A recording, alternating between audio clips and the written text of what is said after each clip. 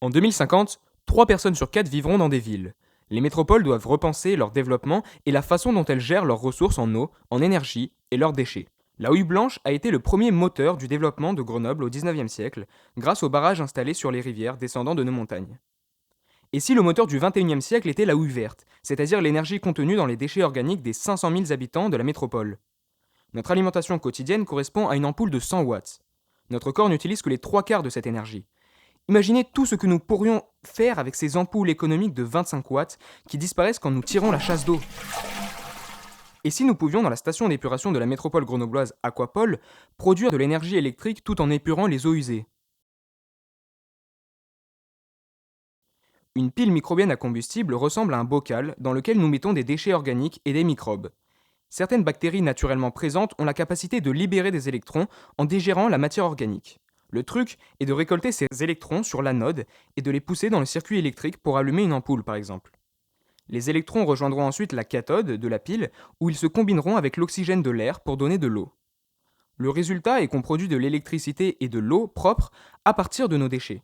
C'est ça la houille verte. Pour vérifier que ces petites bêtes étaient bien présentes, nous avons enfilé nos gants de microbiologistes. Regardez le balai de nos bactéries observées au microscope. Plusieurs familles sont là, et quelle énergie!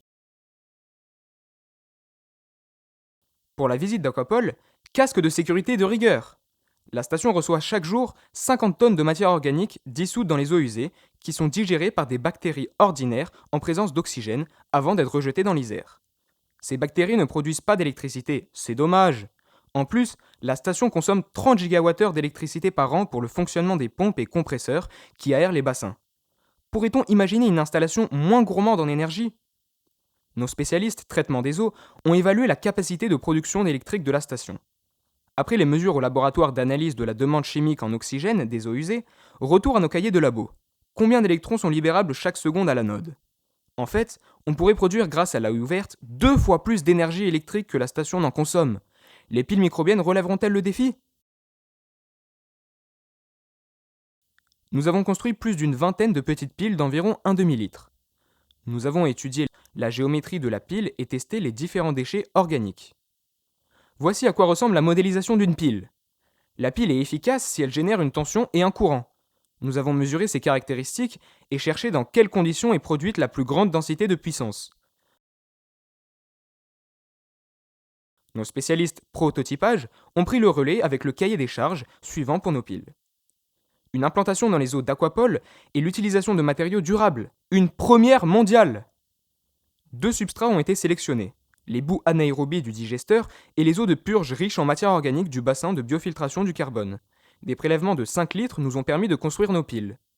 Pour Aquapol 1, le système est lesté pour que l'anode s'enfonce dans les boues du digesteur. Le modèle Aquapol 2 a été conçu pour que la cathode flotte à la surface du bassin.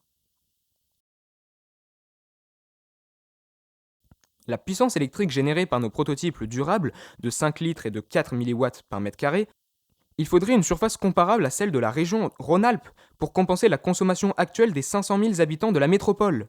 Les énergies solaires ou nucléaires restent plus efficaces. La production d'énergie électrique version houille verte n'est à ce jour pas viable en station d'épuration car les bactéries électrogènes naturelles ne sont pas assez efficaces. Tout n'est pas perdu. Leurs cousines méthanogènes digèrent lentement les boues résiduelles de la station, produisant ainsi du biogaz pour 2500 foyers grenoblois. Cela correspond aux 2 tiers de l'énergie nécessaire au fonctionnement de la station. Les bactéries anaérobies prennent trop de temps pour déguster les eaux usées. Nos prototypes de 5 litres mettront en principe plusieurs mois à se décharger. Nous comptons bien vérifier à quelle heure les bactéries auront fini de manger. Les microbiologistes auront-ils des suggestions pour des souches plus voraces? Peut-être que les chercheurs de Biomérieux pourront nous aider. Nous avons réussi à obtenir des puissances de l'ordre du milliwatt. C'est suffisant pour un capteur ou même un petit ventilateur. Voici notre équipe capteurs et instrumentation. Dans le but d'alimenter un réseau de capteurs environnementaux, ils vont essayer de remplacer la pile bouton d'un capteur par une pile microbienne. Mais le système pourrait lui-même jouer un rôle de capteur. On pourrait instrumenter un bassin d'Aquapol et faire un monitoring médical en continu, variation de pH, oxygénation, pollution, la pile vous dit tout. Rendez-vous sur notre chaîne Dailymotion pour visiter un timelapse de 24 heures de ce monitoring. C'est alimentaire, mon cher Dr Watson.